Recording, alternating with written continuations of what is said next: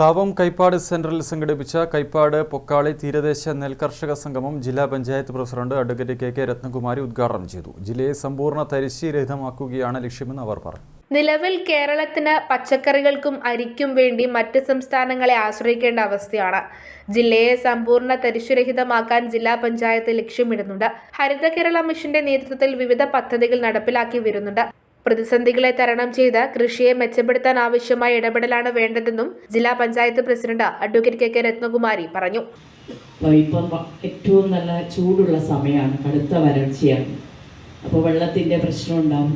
ഇനി മഴക്കാലമാകുമ്പോൾ പ്രളയം ഉണ്ടാകുന്നു, വെള്ളപ്പൊക്കം ഉണ്ടാകും. അങ്ങനെ ഉള്ള പ്രതിസന്ധികൾ അത് പണ്ടെല്ലാം നമ്മൾ കൃഷി ചെയ്യുന്നത് കാലാവസ്ഥക്കനുസരിച്ചായിരുന്നു.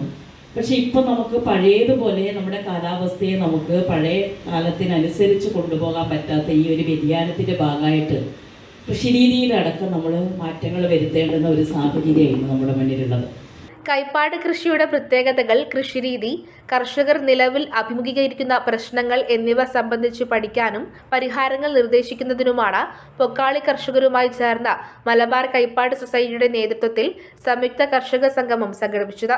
കെ മോഹനൻ അധ്യക്ഷത വഹിച്ചു. Professor doctor T Vanaja, P Renu, K Rathi, P Sreemathi, P V Sajeevan, M K Sukumaran, K Padmini, Reshma Paragan, K Satheesh Kumar തുടങ്ങിയവർ സംസാരിച്ചു. News bureau, Pazhayangadi.